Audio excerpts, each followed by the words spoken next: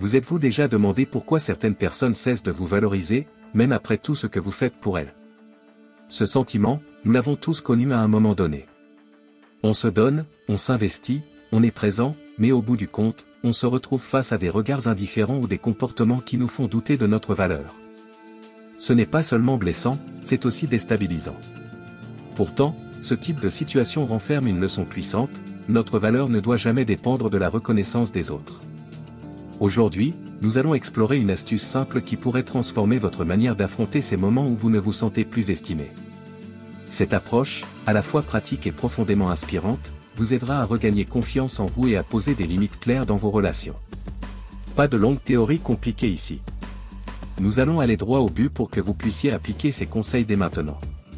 Alors, restez bien avec nous jusqu'à la fin, car nous allons partager des étapes concrètes et des histoires inspirantes pour vous guider. Et si vous appréciez ce contenu, n'oubliez pas d'aimer la vidéo et de vous abonner à notre chaîne. Ces petits gestes nous aident énormément à continuer de vous proposer du contenu de qualité. Activez également la cloche pour être averti dès qu'une nouvelle vidéo est disponible. Enfin, laissez-nous un commentaire pour partager votre expérience ou nous dire ce que vous aimeriez voir dans une prochaine vidéo. Prêt à découvrir une solution qui peut changer votre perspective et votre vie? Entrons dans le vif du sujet. La clé, la puissance du recul et du silence.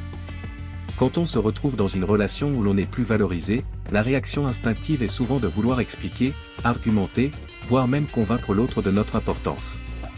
Pourtant, ce comportement, aussi naturel soit-il, ne fait qu'aggraver les choses. Nous perdons non seulement notre énergie, mais aussi notre sérénité. La philosophie stoïque nous offre une alternative beaucoup plus puissante, le silence et le recul. Ce n'est pas une forme de soumission, mais une manière de regagner notre équilibre et de préserver notre dignité. L'absence parle plus fort que la présence. C'est une leçon difficile à accepter au début, mais incroyablement efficace. Quand nous cessons de nous rendre disponibles pour ceux qui nous négligent, nous créons un espace dans lequel notre valeur peut être réévaluée, que ce soit par eux ou, plus important encore, par nous-mêmes.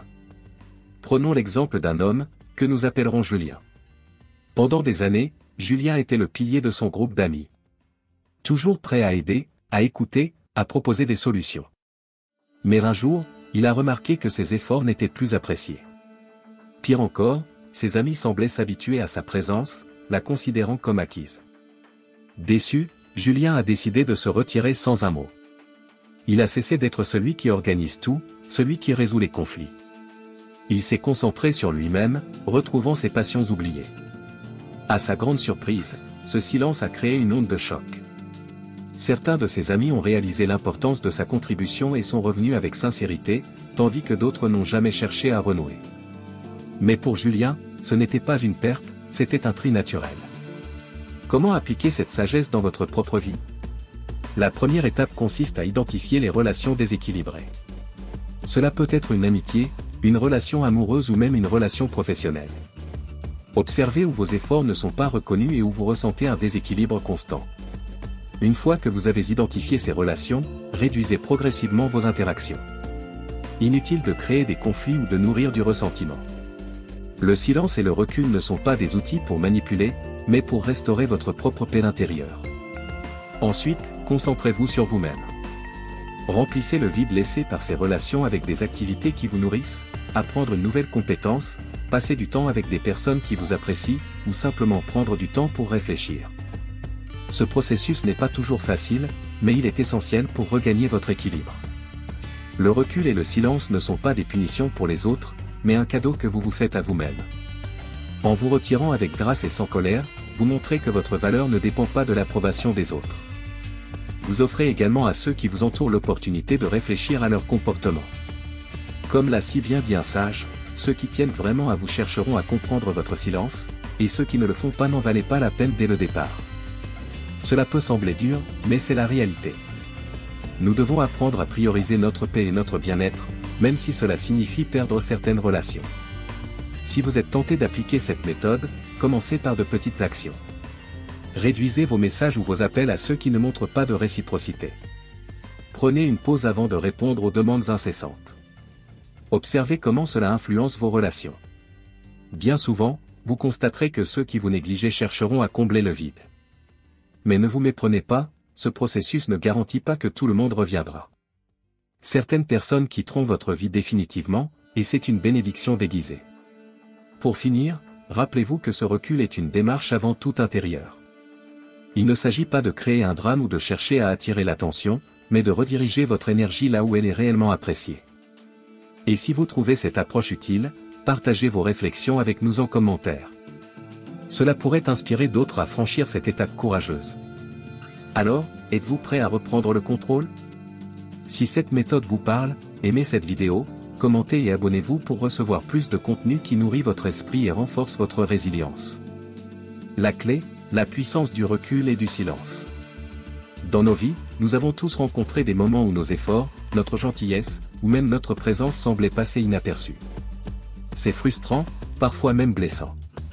Mais il y a une vérité importante à intégrer, lorsqu'on ne se sent plus valorisé, il est inutile de se battre pour prouver sa valeur. Le principe stoïque nous enseigne de ne pas chercher à convaincre. À la place, il faut observer, se retirer et laisser le silence faire son travail. Oui, l'absence parle souvent bien plus fort que la présence. Prenons un exemple concret. Une amie, appelons-la Sarah, était toujours disponible pour son entourage. Elle donnait de son temps, de son énergie et faisait tout pour soutenir ce qu'elle aimait. Mais au fil des années, elle s'est rendue compte que ses efforts n'étaient plus appréciés. Ses conseils étaient ignorés, ses appels restaient sans réponse, et sa générosité était devenue une évidence pour les autres, sans aucune reconnaissance en retour. Plutôt que de s'énerver ou de quémander de l'attention, Sarah a décidé d'appliquer une stratégie simple mais puissante, elle s'est retirée en silence. Elle a cessé de se surinvestir et s'est concentrée sur son propre bien-être. Quelques semaines plus tard, l'impact a été évident, ceux qui la négligeaient ont commencé à se demander pourquoi elle était devenue si distante. Son absence leur a permis de mesurer l'importance qu'elle avait dans leur vie. Ce principe peut sembler facile à comprendre, mais difficile à mettre en pratique. Pourtant, il est essentiel. Quand nous continuons à offrir de l'énergie à des relations déséquilibrées, nous nous épuisons inutilement. La première étape consiste donc à identifier ces relations. Posez-vous une question simple, recevez-vous autant que vous donnez? Si la réponse est non, il est temps de réévaluer. La deuxième étape est de réduire progressivement les interactions. Attention, il ne s'agit pas de couper les ponts dans un élan de colère ou de ressentiment. Ce genre de rupture brutale ne mène qu'à davantage de conflits. Au contraire, faites-le avec calme et discernement. Arrêtez d'initier les conversations, cessez d'offrir une aide non sollicitée, et observez ce qui se passe. Dans bien des cas, les gens commenceront à remarquer votre retrait et à réfléchir à leur comportement. Mais même si ce n'est pas le cas, vous aurez déjà fait un pas important vers la préservation de votre paix intérieure. Le silence est une force. Il n'est pas passivité, mais une déclaration claire, je choisis de ne plus investir là où je ne suis pas respecté. Cette attitude inspire souvent le respect, même chez ceux qui, au départ, vous négligeaient. Elle vous recentre sur ce qui compte vraiment, vous-même. Revenons à une autre histoire. Paul, un ancien collègue, était connu pour être la personne sur qui on peut toujours compter. Il restait tard au bureau, prenait les responsabilités des autres et était toujours prêt à aider. Mais à force, son équipe avait fini par considérer cela comme normal. Un jour, Paul a décidé d'arrêter. Sans prévenir, il a commencé à dire non à des tâches qui ne relevaient pas de ses fonctions et à quitter le bureau à l'heure. Ce changement a d'abord surpris ses collègues. Puis, ils ont réalisé combien son aide leur manquait. Ils ont appris à le respecter pour ce qu'il apportait, au lieu de simplement l'exploiter. Ces exemples montrent que prendre du recul n'est ni égoïste ni malveillant. C'est une nécessité pour maintenir un équilibre sain dans nos relations. La clé réside dans la manière dont vous appliquez cette stratégie, sans colère, sans reproche, et surtout sans chercher à provoquer une réaction. Le silence et l'absence ne sont pas des armes, mais des outils de recentrage. Si ce conseil résonne en vous, commencez dès aujourd'hui. Identifiez une situation où vous vous sentez sous-évalué, et prenez la décision de vous retirer doucement. Observez comment les choses évoluent. Parfois, votre retrait suffira à faire naître un changement. D'autres fois, il servira simplement à protéger votre énergie. Dans tous les cas, vous en sortirez gagnant. Et si ce sujet vous a inspiré, laissez un commentaire ci-dessous. Partagez vos réflexions, vos expériences, même vos doutes. Et surtout, n'oubliez pas d'aimer cette vidéo et de vous abonner à notre chaîne. Nous sommes ici pour vous accompagner dans votre cheminement personnel et partager des idées qui, nous l'espérons, feront une différence dans votre vie. Cultivez la force intérieure pour ne pas dépendre des autres. Quand quelqu'un cesse de nous valoriser, il est naturel de ressentir un vide, un besoin de validation extérieure. Pourtant, c'est dans ces moments que se trouve une opportunité précieuse, celle de cultiver une force intérieure capable de transformer non seulement notre perception, mais notre réalité tout entière. Pourquoi continuer à chercher à l'extérieur ce que nous avons en nous? Commençons par renforcer notre fondation personnelle. Concentrons-nous d'abord sur des pratiques concrètes qui nous permettent de grandir intérieurement. La méditation, par exemple, est un outil puissant. Prenez 10 minutes chaque matin pour vous asseoir en silence, respirer profondément, et vous reconnecter à vous-même. Ce moment de calme vous aide à prendre du recul sur les situations et à ne pas laisser les émotions dictées par autrui vous contrôler. C'est une façon simple mais efficace de vous recentrer. Un autre outil à intégrer dans votre quotidien est le journal intime.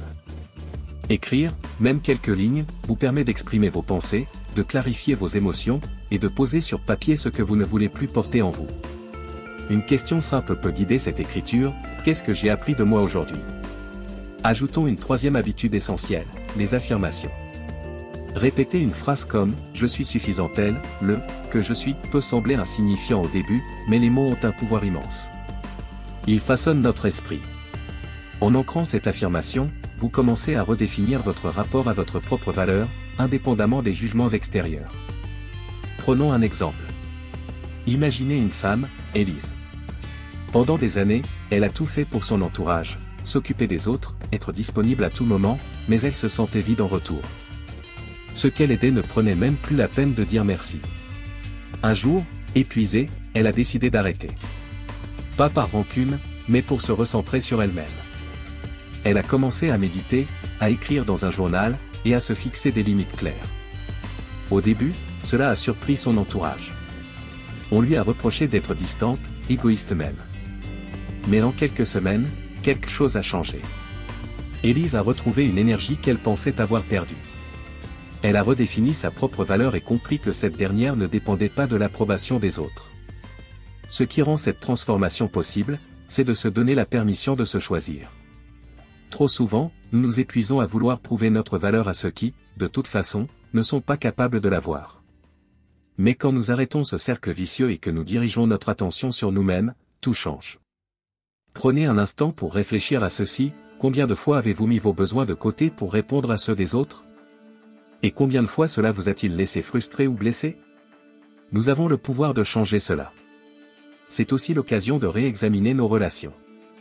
Qui, dans notre entourage, contribue à notre épanouissement? Qui, au contraire, nous tire vers le bas? Répondre honnêtement à ces questions demande du courage, mais c'est une étape essentielle pour cultiver cette force intérieure. Maintenant, parlons de ce que tout cela signifie à long terme. Développer sa force intérieure ne veut pas dire qu'on cesse de ressentir ou d'aimer. Cela veut simplement dire que nous apprenons à ne plus dépendre émotionnellement des autres pour exister. Comme l'a dit un sage, être suffisant pour soi-même, c'est être libre. Il y a aussi une leçon à tirer de l'histoire de Marc, un homme qui avait toujours cherché à satisfaire les attentes de son supérieur au travail. Peu importe ses efforts, il se sentait invisible. Il a fini par prendre une décision difficile: arrêter de courir après cette reconnaissance. Marc a commencé à consacrer du temps à des choses qui le nourrissaient vraiment, comme peindre, lire, et apprendre de nouvelles compétences. Ce qui est fascinant, c'est que, sans même le vouloir, cette transformation a attiré l'attention. Son supérieur, qui ne l'avait jamais remarqué, a commencé à valoriser son travail. Mais pour Marc, la vraie victoire était ailleurs: il n'avait plus besoin de cette validation. Il avait compris qu'il était déjà complet. Alors, à nous de jouer. Nous devons nous rappeler que chaque effort pour nous recentrer est un acte de respect envers nous-mêmes. Ce n'est pas facile, surtout au début. Nous serons tentés de revenir à nos anciennes habitudes, de chercher à plaire ou à convaincre. Mais chaque fois que nous résistons à cette impulsion, nous devenons plus forts. Avant de passer à la prochaine étape, prenons un moment pour réfléchir. Quelles pratiques pouvons-nous commencer aujourd'hui, même de manière modeste, pour renforcer cette force intérieure? Notez vos idées dans les commentaires. Nous aimerions beaucoup savoir ce qui résonne le plus avec vous. Et si cette vidéo vous inspire, n'oubliez pas d'aimer, de vous abonner et d'activer la cloche pour continuer à recevoir des conseils concrets et transformateurs. Dans la prochaine partie, nous aborderons comment gérer ceux qui reviennent vers nous après avoir pris conscience de notre absence. Vous serez surpris de voir à quel point cela peut changer la dynamique de vos relations. À tout de suite. La réaction des autres, quand votre absence les fait réfléchir. L'absence agit souvent comme un révélateur. Quand nous nous éloignons des personnes qui ne nous valorisent plus, nous créons un vide qui les pousse à réfléchir. Parfois, il faut que quelque chose disparaisse pour que son importance soit pleinement perçue. Lorsque nous nous retirons, ceux qui nous négligeaient peuvent soudain réaliser notre valeur. Ce n'est pas une garantie, mais c'est une conséquence fréquente, et elle est puissante. Prenons l'exemple d'une amie proche qui semblait toujours avoir une excuse pour éviter nos appels ou qui annulait nos plans à la dernière minute. Après avoir toléré ce comportement pendant des mois, nous décidons de prendre du recul. Nous ne cherchons pas à lui en parler, ni à provoquer une dispute, mais simplement à stopper toute initiative. Un jour, elle se rend compte qu'elle ne reçoit plus de messages de notre part. Ce silence devient une sonnette d'alarme. Elle commence à se demander pourquoi. Était-elle trop occupée pour nous accorder du temps ou prenait-elle notre présence pour acquise? Ce recul l'oblige à réévaluer la place que nous avons dans sa vie. Lorsqu'ils réalisent ce qu'ils ont perdu, certains reviendront, souvent avec des excuses sincères. Ils auront pris conscience de leur comportement et souhaiteront réparer la relation. D'autres, en revanche, resteront dans leur position, souvent à cause de leur fierté ou de leur incapacité à reconnaître leurs torts. Il est essentiel de ne pas s'accrocher à l'idée qu'ils doivent forcément revenir. Ce qui compte, c'est notre bien-être, pas leur reconnaissance. Quand une personne revient avec des excuses, comment réagir? La compassion est une réponse sage. Écouter sans colère, accueillir les excuses sans rancune, mais aussi fixer des limites claires. L'idée n'est pas de revenir exactement au même point qu'avant, mais de poser un cadre où notre valeur est respectée. Par exemple, si cet ami décide de s'excuser sincèrement, nous pouvons accepter ses excuses tout en exprimant calmement nos attentes, « J'apprécie tes excuses. Mais à l'avenir, j'aimerais que nos engagements soient respectés. » Cela montre que nous sommes ouverts, mais que nous avons appris à valoriser notre temps et notre énergie. En revanche, si une personne ne revient pas, nous devons l'accepter sans ressentiment. Tout le monde ne sera pas capable de reconnaître nos efforts ou de changer leur comportement. Leur incapacité à revenir n'est pas un reflet de notre valeur, mais plutôt une illustration de leurs propres limites. Plutôt que de chercher à les convaincre ou à nous venger, restons centrés sur nous-mêmes. Notre paix intérieure ne doit jamais dépendre des actions ou inactions des autres. Un exemple illustrant la puissance de cette approche est celui de Mathieu. Pendant des années, il a investi énormément d'énergie dans un groupe d'amis qui ne semblait jamais vraiment l'apprécier. Il organisait des sorties, aidait ses amis à déménager, prêtait une oreille attentive à leurs problèmes. Pourtant, quand il avait besoin de soutien, personne ne répondait présent. Un jour, fatigué de donner sans recevoir, il a décidé de se retirer. Il a arrêté de proposer des sorties et a cessé d'être celui qui relançait les discussions. Pendant des semaines, le silence a régné. Puis, lentement, 2 de ses amis sont revenus vers lui. Ils se sont excusés pour leur comportement et ont admis qu'ils avaient pris Mathieu pour acquis. Aujourd'hui, ces relations sont plus équilibrées, car Mathieu a posé des limites claires. Pour les autres membres du groupe, il a choisi de lâcher prise sans amertume, concentrant son énergie sur des relations plus enrichissantes. Le recul, loin d'être une stratégie manipulatrice, est un acte de respect envers nous-mêmes. En prenant cette distance, nous montrons que nous ne sommes pas prêts à accepter d'être négligés. Cela ne signifie pas que nous cherchons à blesser l'autre, mais simplement que nous avons décidé de prioriser notre paix intérieure. Et si certaines personnes réalisent notre valeur et reviennent, c'est un bonus, mais pas une finalité. Rappelons-nous, notre absence parle parfois plus fort que tous les mots que nous pourrions dire. Quand nous cessons d'essayer de prouver notre valeur, nous donnons aux autres l'opportunité de voir, par eux-mêmes, ce que nous représentons. Et si certains choisissent de ne pas revenir, cela ouvre un espace pour des relations plus authentiques et respectueuses. Si vous trouvez ces conseils utiles, pensez à aimer cette vidéo, à laisser un commentaire sur votre propre expérience et à vous abonner pour découvrir davantage de contenu comme celui-ci. Votre soutien nous motive à continuer de partager ces réflexions. Passons maintenant à une autre étape cruciale, comment cultiver notre force intérieure pour ne plus dépendre de l'approbation des autres. L'acceptation et le lâcher-prise, la leçon ultime. Quand une relation s'effrite ou que nous nous sentons sous-estimés, la douleur est bien réelle.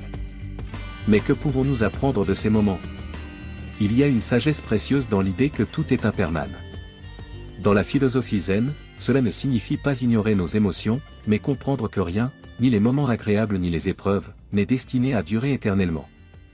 Les relations évoluent, changent ou s'éteignent, et accepter cela est la première étape pour se libérer de l'attachement toxique. Un maître zen partageait souvent une parabole puissante. Un arbre au milieu d'un village portait des fruits doux et abondants. Les habitants se rassemblaient sous son ombre, cueillaient ses fruits et gravaient parfois leurs initiales sur son tronc, sans se soucier de l'impact de leurs actions. Malgré tout, l'arbre continuait de donner sans attendre quoi que ce soit en retour. Mais lorsque les saisons changeaient et que ses feuilles tombaient, il se retirait en silence, préparant sa prochaine floraison. Ce retrait n'était pas une défaite, mais une régénération, un acte de lâcher prise pour mieux renaître. Apprendre à lâcher prise ne signifie pas tourner le dos à ce qui nous a blessés avec rancune ou colère. C'est comprendre qu'il y a des choses que nous ne pouvons pas changer, des gens que nous ne pouvons pas convaincre. Et ce n'est pas notre rôle de le faire. Il est inutile de gaspiller notre énergie à essayer de forcer des connexions ou des validations. Une relation déséquilibrée est comme une corde que nous tirons des deux côtés. La tension ne fait que nous fatiguer, jusqu'à ce qu'un des deux décide de lâcher. Pourquoi ne pas être celui qui choisit de relâcher cette pression? Prenons un exemple concret. Pensez à une amitié où vous avez donné sans compter, votre temps, votre écoute, votre présence. Mais au fil du temps, les messages se sont espacés, les appels ne venaient plus que de vous. Vous vous êtes retrouvé à entretenir cette relation à sens unique, avec le sentiment que votre implication passait inaperçue. Puis un jour, vous avez cessé d'insister. Vous avez arrêté d'envoyer ces messages pour prendre des nouvelles, sans jamais recevoir de retour. Au début, il y avait un vide. Mais peu à peu, ce vide s'est rempli d'autres choses, de temps pour vous, d'opportunités de rencontrer des gens qui partagent réellement vos valeurs. Lâcher prise vous a libéré. Alors, comment fait-on pour lâcher prise sans amertume?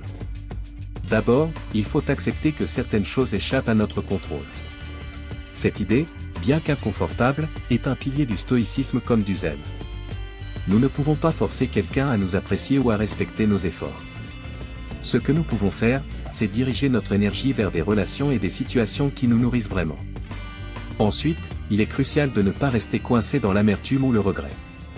Le lâcher-prise ne concerne pas seulement les autres, mais aussi notre propre bien-être. Lorsque nous arrêtons de nous accrocher à ce qui nous fait mal, nous ouvrons de l'espace pour accueillir ce qui nous élève. Revenons à l'arbre. Quand il perd ses feuilles en automne, il ne se lamente pas sur ce qu'il a laissé partir. Il sait que ce processus est naturel et nécessaire pour sa survie et sa croissance future. De la même manière, lorsque nous laissons derrière nous une relation ou une situation qui ne nous sert plus, nous permettons à de nouvelles opportunités de se manifester. Peut-être un nouveau cercle d'amis, un projet qui nous passionne, ou tout simplement un espace pour respirer et recentrer notre énergie. En lâchant prise, nous réalisons que nous ne perdons pas vraiment. Ce que nous quittons ne nous apportait déjà plus rien. En revanche, nous gagnons de la clarté, de la sérénité, et parfois même un respect renouvelé de la part de ceux qui prenaient notre présence pour acquise. Ce processus demande du courage, mais il est incroyablement libérateur. Et lorsque ceux qui nous ont sous-estimés réalisent enfin notre valeur, il est important de les accueillir avec compassion, mais sans oublier ce que nous avons appris. Fixer des limites claires est essentiel pour préserver notre paix. La compassion ne signifie pas tout accepter. On peut pardonner tout en protégeant ce que nous avons reconstruit. Le véritable cadeau de cette expérience réside dans ce que nous devenons. En lâchant prise, nous cessons de nous définir par ce que les autres pensent de nous. Nous apprenons à cultiver notre propre valeur et à vivre avec intégrité, même si cela signifie marcher seul pendant un moment. Mais, paradoxalement, en rayonnant cette paix intérieure, nous attirons naturellement des connexions plus authentiques. Alors, que faites-vous de cette leçon? Si vous sentez que ce message résonne en vous, prenez un moment pour aimer cette vidéo et partagez vos expériences dans les commentaires. Cela pourrait inspirer quelqu'un d'autre qui traverse une situation similaire. Et n'oubliez pas, abonnez-vous et activez la cloche pour recevoir plus de conseils sur comment vivre avec sérénité et force. Dans la prochaine partie, nous explorerons une question essentielle, mais quel est le véritable cadeau de cette expérience? Restez avec nous, car ce qui suit pourrait bien transformer votre perspective sur la vie. Prenons un moment pour résumer ce que nous avons vu ensemble. Tout d'abord, nous avons appris l'importance de reculer pour observer. Face à une situation où l'on ne se sent plus valorisé, il ne s'agit pas de se battre ou de chercher à convaincre, mais d'adopter une position de recul. Ce silence n'est pas un aveu de faiblesse, mais une démonstration de force et de maîtrise. En observant, nous reprenons le contrôle de nos émotions et de nos réactions. Ensuite, nous avons insisté sur l'idée de cultiver votre valeur intrinsèque. Si nous cherchons constamment à être validés par les autres, nous devenons vulnérables à leur jugement. Mais lorsque nous ancrons notre valeur en nous-mêmes, nous découvrons une force inébranlable. Nous avons vu que prendre soin de notre esprit et de notre cœur, à travers des pratiques comme la réflexion ou la méditation, nous aide à nous recentrer. Enfin, nous avons exploré l'art de répondre avec dignité et clarté. Lorsqu'une personne revient vers nous après nous avoir négligés, la clé est d'accueillir avec compassion mais sans abandonner nos limites. C'est en fixant ces limites que nous montrons à la fois du respect pour nous-mêmes et pour les autres. Rappelez-vous cette citation essentielle, une perle ne perd jamais sa valeur, même si certains la traitent comme un simple caillou. Votre valeur n'est pas déterminée par ceux qui ne la reconnaissent pas. Elle réside en vous, et vous seul avez le pouvoir de la protéger et de la faire briller. En vivant selon cette vérité, vous attirez naturellement des relations et des opportunités qui reflètent cette lumière intérieure. Nous espérons que ces enseignements vous inspireront à valoriser votre paix intérieure au-dessus de tout. Si cette vidéo vous a apporté des éclaircissements, montrez votre soutien en aimant cette vidéo, en vous abonnant, et en activant la cloche pour ne manquer aucun futur contenu. Partagez vos réflexions en commentaire, que pensez-vous de cette approche? Quelle stratégie utilisez-vous pour préserver votre valeur? Nous serions ravis de vous lire. Merci d'avoir passé ce moment avec nous, et rendez-vous très bientôt pour une nouvelle vidéo.